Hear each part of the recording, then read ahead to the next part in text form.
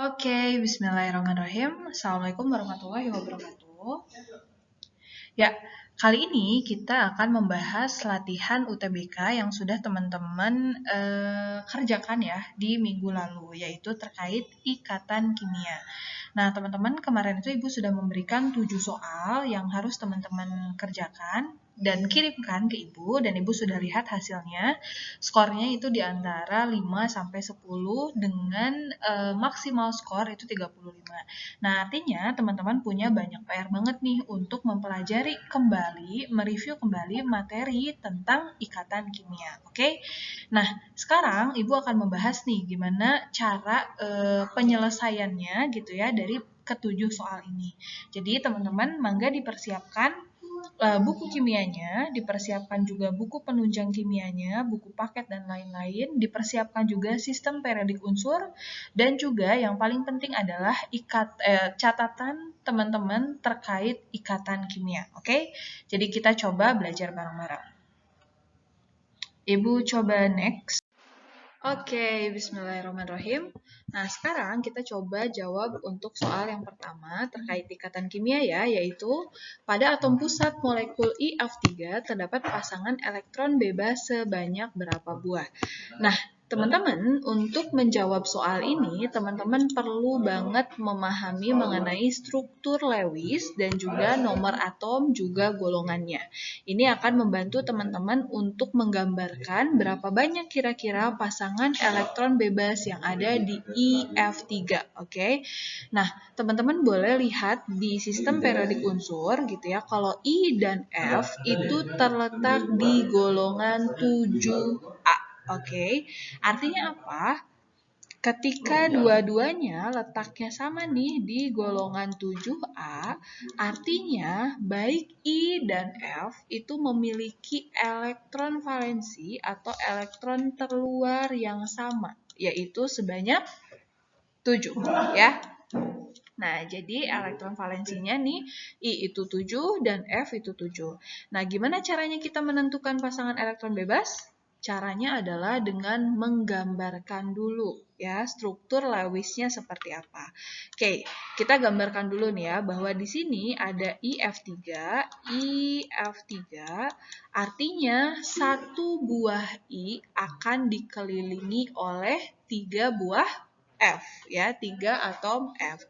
Di sini misalnya ada unsur I ya, ini Ibu gambarkan. Setelah itu akan ada unsur F sebanyak 3 buah yang akan mengelilingi atom I. Mana yang menjadi atom pusat? Ya yang di tengah, yang jumlahnya lebih sedikit, yaitu atom I. Sedangkan F ini adalah atom pendampingnya ya, ibaratnya. Nah, setelah itu teman-teman silahkan gambarkan elektron valensinya untuk I dan F. Caranya gimana, Bu? Caranya, teman-teman kan ini punya 7 ya. I itu punya 7. Teman-teman harus menggambarkan supaya I itu bisa berikatan dengan 3 buah unsur F. Oke, kita coba. Karena I itu elektron valensinya ada 7, maka kita gambarkan, Ibu gambarkan dengan cross ya. 1, 2, 3, 4, 5, 6, 7. Bu, kenapa yang 2 di atas berpasangan, sedangkan yang di bawah 3 jomblo aja nih sendirian? Karena kita ingin ada F yang jumlahnya 3, makanya Ibu biarkan 3 di bawah ini 3 di bawah ini sendirian ya, supaya dia bisa berikatan dengan F. Setelah itu, teman-teman gambarkan atom atau elektron valensi dari unsur F ini seperti apa. Karena dia juga ada 7, artinya kalau Ibu gambarkan ya dengan titik ada 1, 2, 3, 4, 5, 6, 7. Semuanya itu susunannya seperti ini ya guys ya. Nah, Bu, gimana cara menentukannya? Cara menentukannya ya teman-teman tinggal lihat senyawanya seperti apa.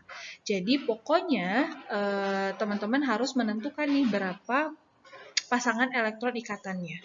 Karena di sini F-nya ada 3, maka kita harus menentukan ada 3 pasangan elektron ikatan antara I dan F ya. Nah, setelah ini gimana? Setelah ini teman-teman tinggal hitung. Kalau misalkan dulu kita sudah belajar bahwa ada yang namanya PEI, masih ingat ya?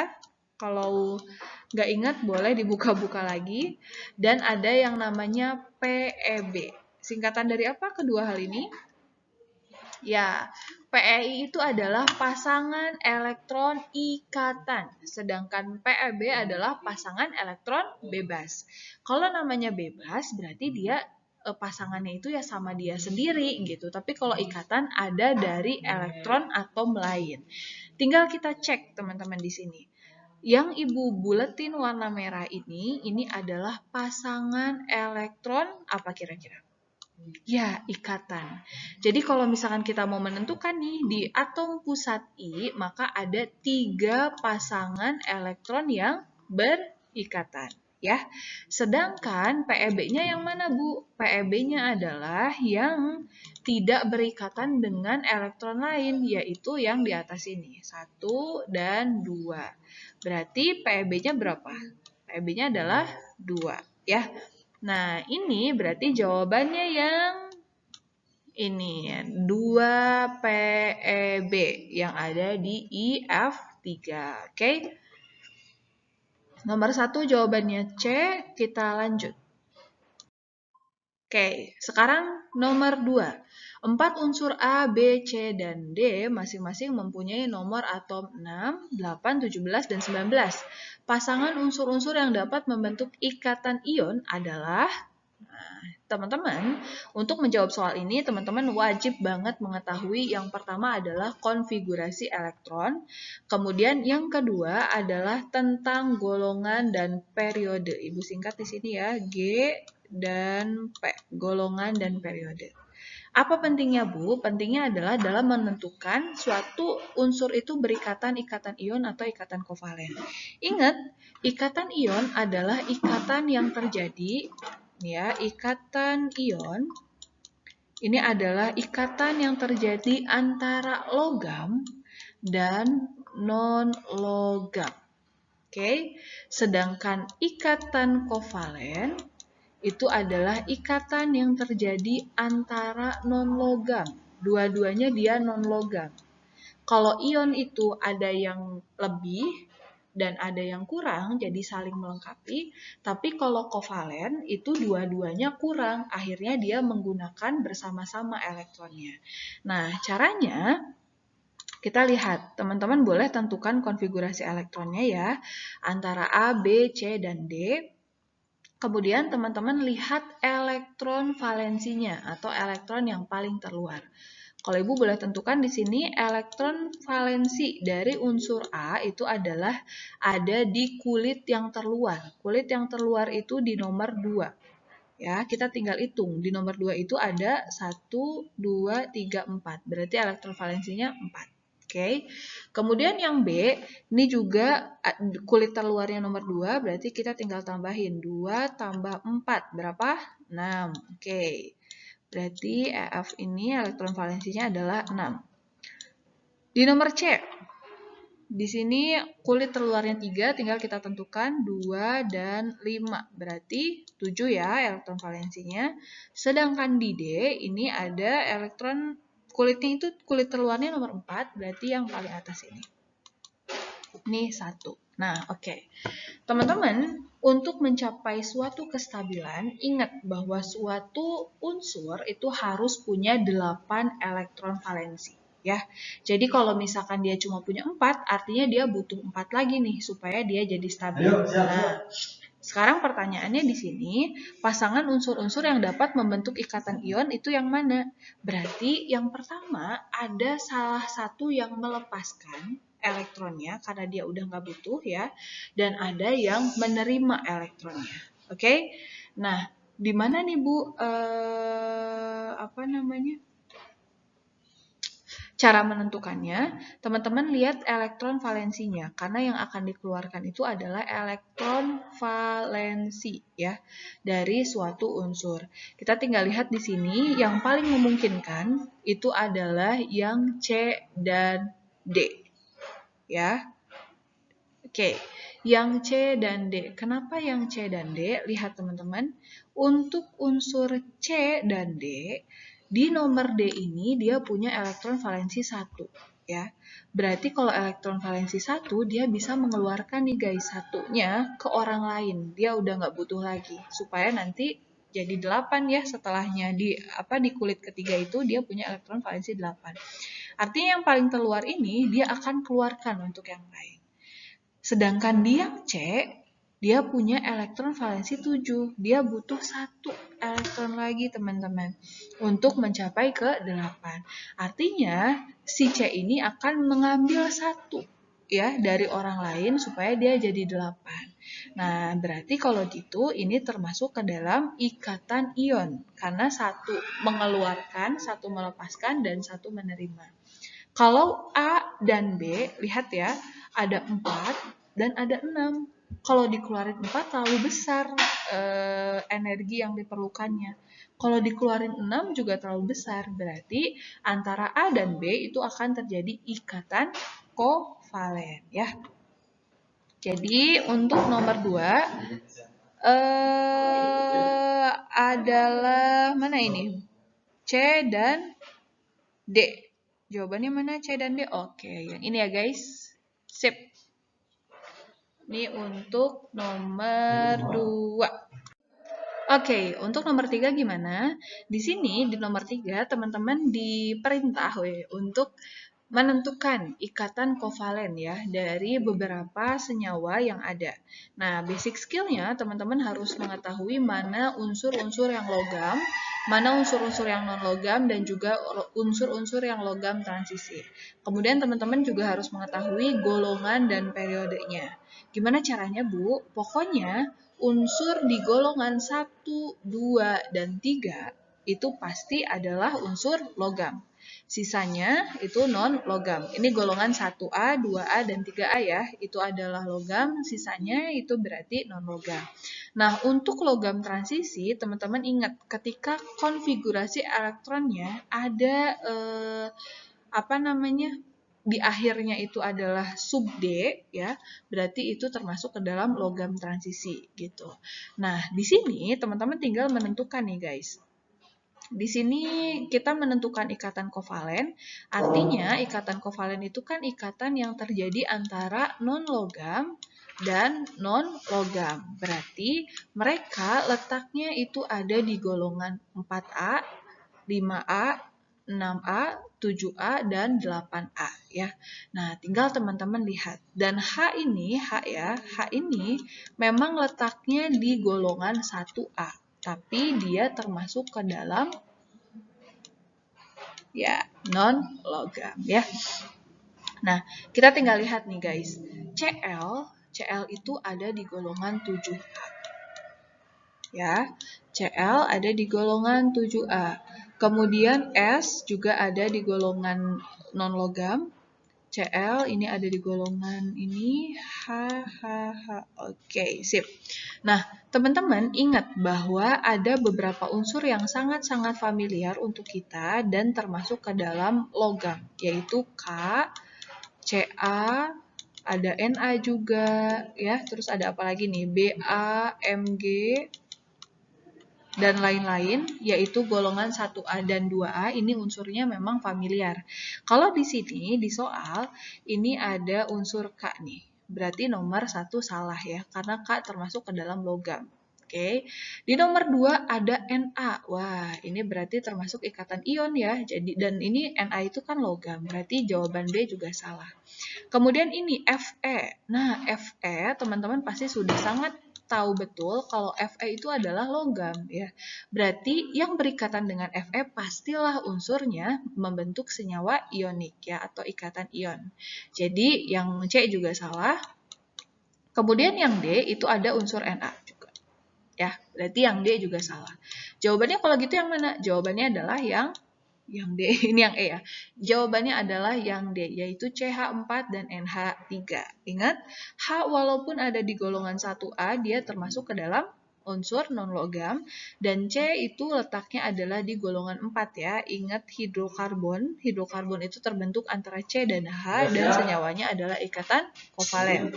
Kemudian N ini ada di golongan berapa? 5 ya kalau tidak salah. Jadi jawabannya adalah yang D. Oke? Oke, teman-teman, untuk soal nomor 4, di sini teman-teman ditanyakan bagaimana bentuk ikatan ketika X dan Y itu bergabung gitu ya, saling berikatan. Di sini kita sudah punya konfigurasi elektronnya, ada unsur X dan unsur Y. Kalau misalkan kita lihat ya guys ya, fokus kita adalah ke elektron valensinya atau elektron yang terluar. Elektron terluar teman-teman tentukan dari kulit terluarnya. Di nomor X ini, di unsur X ini, kulit terluarnya adalah nomor 4. Satu nih di sini, berarti elektron valensinya itu adalah 2. Elektron terluarnya adalah 2. Sedangkan di unsur Y, itu yang terakhir ada di angka 3. Kita tinggal tambahin di sini 2 tambah 4, itu adalah 6. Elektron valensinya untuk Y adalah 6 ya. Jadi di sini EF untuk X itu 2 dan EF untuk Y itu 6. Nah, cara mereka berikatan gimana? Cara mereka berikatan ya, kalau misalkan kita lihat nih, unsur X, di sini Ibu tulis unsur X, dia akan menjadi unsur X2+. Ya, nih Ibu gambarnya Ibu betulin. Unsur X, dia akan melepaskan 2 elektron, sehingga menjadi X2+. Ini notasi aja ya guys ya, kalau kita iniin. Sedangkan unsur Y, dia akan menjadi Y2- karena dia menambah 2 elektron. Gitu ya. Jadi yang satu ngeluarin nih 2 elektron udah gak butuh supaya dia jadi 8. Dan yang Y ini nambah gitu ya. Nah di sini kalau kita lihat nih, ini 2 elektronnya udah bisa dicoret.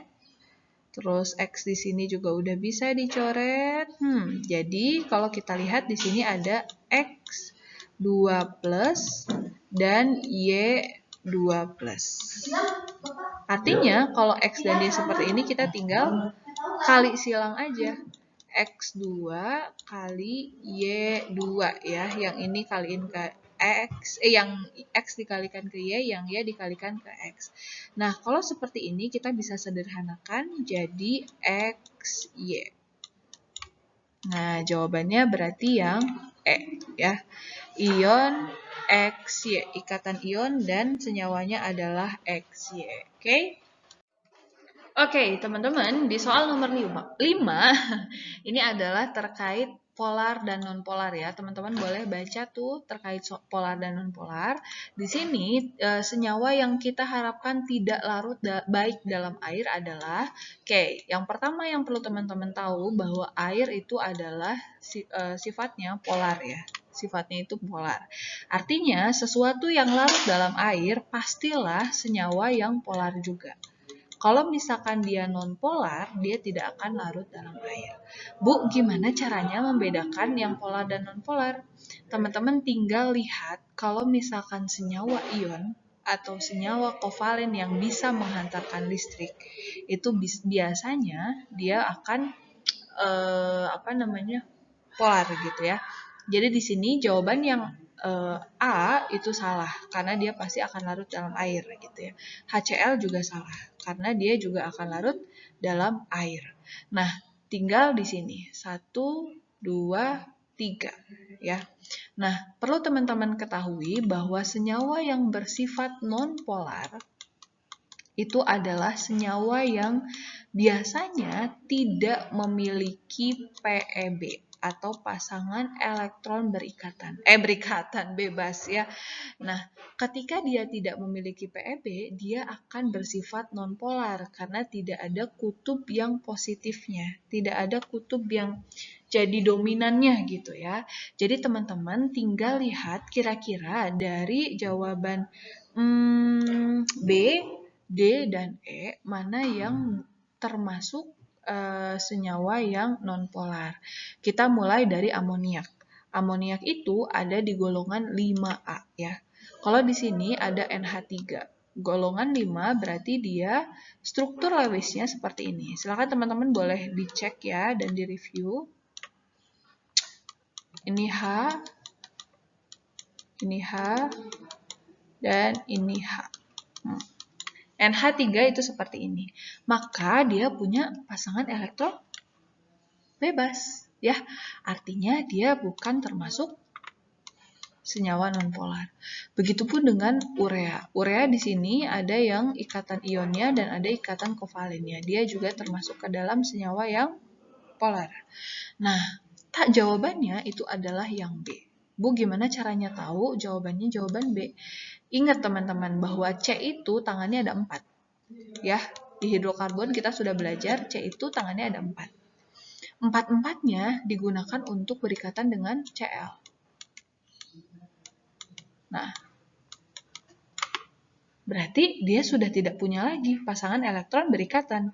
Dia berikatan terus, dia tidak punya lagi pasangan elektron bebas. Dia hanya punya pasangan elektron ikatan, ya, 4-4-nya. Jadi 4 tangan digunakan untuk 4 pasangan, 4 ikatan gitu ya. Jadi jawabannya adalah yang B. Oke. Sekarang kita lanjut ke nomor 6. Di antara senyawa-senyawa berikut yang tidak dapat membentuk ikatan hidrogen adalah, ikatan hidrogen, teman-teman, adalah ikatan yang paling-paling kuat sehingga apapun senyawa yang punya ikatan hidrogen, dia akan mempunyai titik didih yang tinggi. Teman-teman ingat bahwa ikatan hidrogen itu ikatan yang terjadi antara air atau antara unsur H dengan unsur F, O, dan N. Kalau H berikatan dengan F, dia akan membentuk ikatan hidrogen. Kalau H berikatan dengan O seperti H2O, itu juga akan berikatan hidrogen. Dan ketika H berikatan dengan N, juga akan membentuk ikatan hidrogen. Tinggal teman-teman lihat aja di sini ya. Di sini ada HF. HF udah jelas ya, dia termasuk ikatan hidrogen. CH3OH, ini lihat ada ini. Dia termasuk ikatan hidrogen. NH3 hidrogen juga ya. H2SO4 ada H, ada O juga dan dia nanti dilarutkan dalam air pasti terjadi ikatan hidrogen. Ini juga betul. Jawabannya tinggal ya. Ini, oke? Ingat ikatan hidrogen terjadi antara unsur F, O, dan N ya. Itu untuk soal nomor 6. Oke, teman-teman kalau Ibu agak cepat boleh di-pause dulu. Selanjutnya, ya, oke teman-teman. Nah, sekarang kita bahas soal yang nomor terakhir, walaupun ini udah dibahas tadi ya, yaitu sama tipe soalnya, yaitu menanyakan mana senyawa yang bersifat polar ya.